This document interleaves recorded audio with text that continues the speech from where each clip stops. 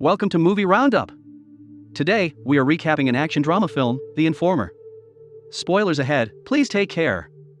Pete works as an undercover agent for the field office of FBI NYC. He has worked his way into a Polish crime organization and is in the process of providing his handler with solid evidence to indict the crime boss, the general. He informs his wife and daughter that they need to take a trip because the long-awaited operation has begun. Pete's handler, Erica, informs her team of the plan where Pete will deliver the 6 pounds of fentanyl to the general, and that's where they come in. Pete locks his family in a warehouse and leaves his wife the key. If he is not back by 1 p.m. tomorrow, she is to leave the state. He meets with Erica in a torn-down bathroom. She gives him a phone to make contact with and a wire to wear, and in case things go sour, he's to ask for a smoke and Erica's team will come to get him.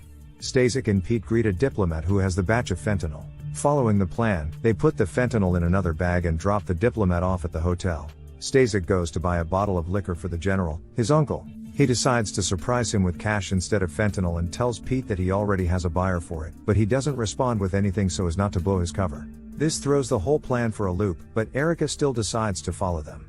At a club, the buyer is extremely nervous and confesses that he doesn't have enough money to buy all 6 pounds, but he's good for 3 and can get more money for the other 3, which are worth $85,000, which displeases Stasek.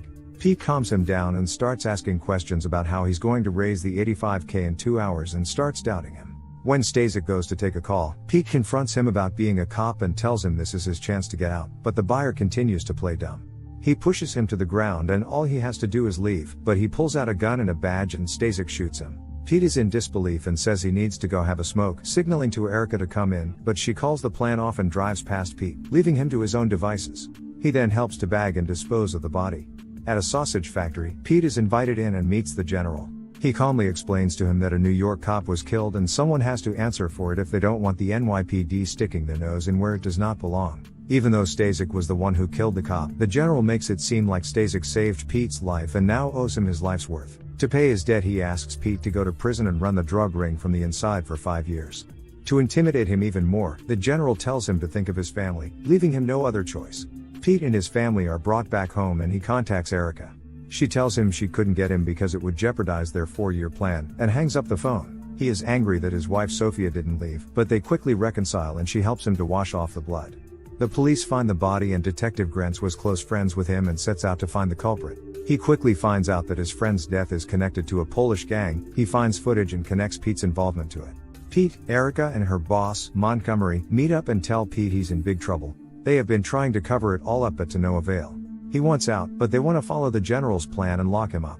If he gathers enough evidence in state prison about the fentanyl distribution network, he will be a free man. However, if he refuses, he will be exposed as an undercover agent and sent to prison for the murder of an undercover police officer. Not much of a choice. Back at home, Pete puts the recordings of his conversation with Erica in a box. In the morning, Stasek visits him and gives him some fentanyl to sneak into prison. Pete breaks the news to Sophia about his new undercover assignment. He spends the entire day with his daughter, taking notes on the layout of the prison. When they return home, a Polish gang and even the general visit his house. He says that he has no children because he could not bear to lose them. With that, he hints to Pete that he had better keep his end of the bargain to take the fall. Grants has been surveillancing Pete's house and informs his partner that the general has left Pete's household. The next day, Pete plays the role of the abusive husband while Sophia calls the police to have him locked up. Grant sees Pete being taken away. In prison, Pete is warmly welcomed back by a corrupt guard and escorted to his bunk bed. It is surrounded by African Americans, but one of the prisoners bribes the guard to free 2 bunk bed spots for his boys so that Pete is kept safe. During the night raid, Warden comes to Pete and, at Erica's request, puts him in a cleaning program. Pete gets acquainted with his Polish prison gang members and is given a shift to prepare for an upcoming brawl. Grants visits Erica and asks her for information about Pete, but she plays dumb. Montgomery comes in and tries to resolve the situation by explaining that they have no connection to Pete, but after presenting pictures of Pete and Erica taken by a surveillance camera the day Grant's friend died, he tells them that there will be war between the FBI and NYPD and they will be in big trouble if they are somehow involved with Pete. Sophia follows Pete's instructions on how to get the goodies to the prison and, with the help of the drone, sets the bird down on the roof of the prison. In the morning, Pete cleans the roof as part of the cleaning program and manages to retrieve it. Grants visits Sophia at her workplace to get more information about Pete. At this point, he's not sure if Pete is the killer. Sophia tells him that he cannot help them and get the hell out. Grants leaves her his card to contact him in case she changes her mind.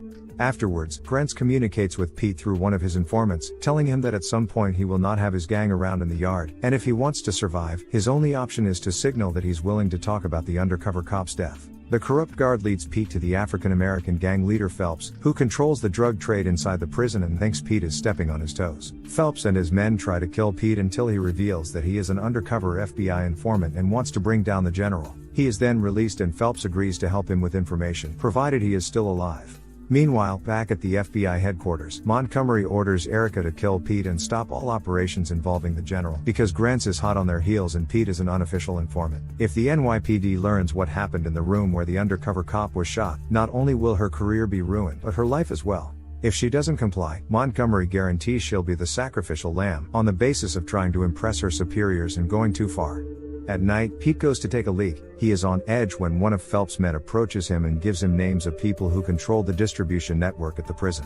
Later, he calls Erica and tells her he's figured out the general's entire network and asks her to get him out. He is in danger, but Erica does not go for it because she's been ordered to take him out and would rather save her own skin. Pete makes another call to Sophia. He tells her to turn over the tapes of his encounters with Erica to Grants and leave the state. Erica turns to the general's lawyer, who relays the information that Pete is an undercover agent. Afterwards, she confronts Sophia and takes the tapes. The FBI have heard her conversation with Pete over the phone.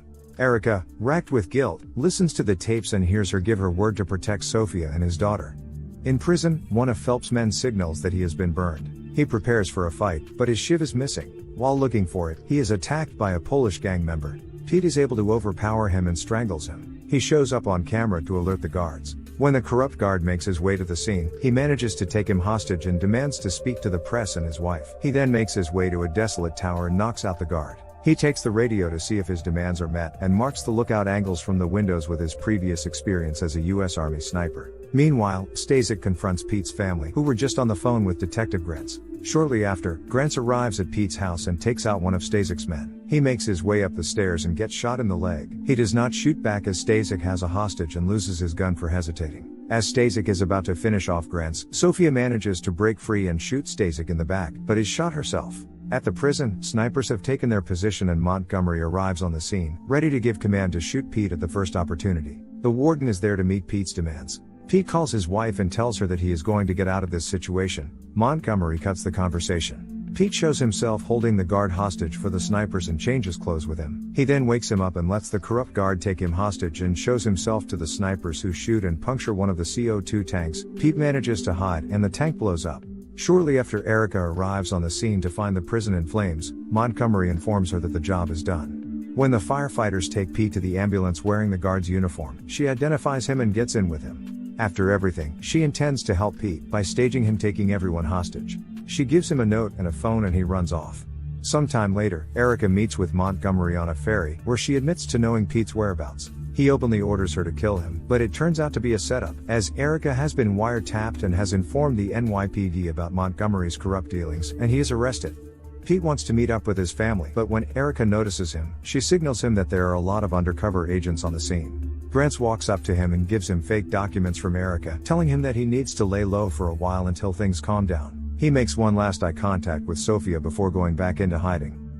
The film ends here. Thank you for watching. Please like, comment, share, and subscribe our channel.